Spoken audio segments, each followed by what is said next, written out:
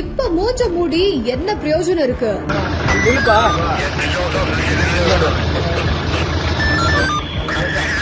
அரசு சொத்தை அப்படியே சுருட்ட நினைத்த கூட்டு களவாணிகள்.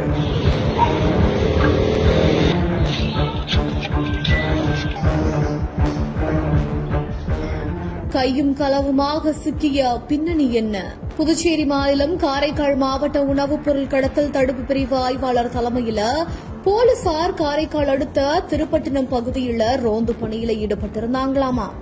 அப்போ சிறிய சரக்கு வாகனம் ஒன்றுல தமிழக பகுதிக்கு கடத்துவதற்காக மூட்டையா 500 கிலோ புதுச்சேரி மாநில அரசோட இலவச அரிசிகளை வைத்திருந்தது தெரிய வந்திருக்குது.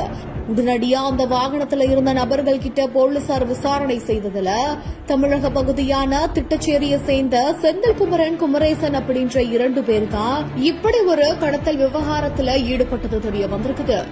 உடனடியா உணவுப் பொருள் கடத்தல் தடுப்பு பிரிவினர் தமிழக பகுதிக்கு கடத்த வைத்திருந்த 500 கிலோ புதுச்சேரி அரசோட இலவச ரேஷன் அரிசிகளை பறிமுதல் செஞ்சு இருவரையுமே கைது செஞ்சிருக்காங்களா.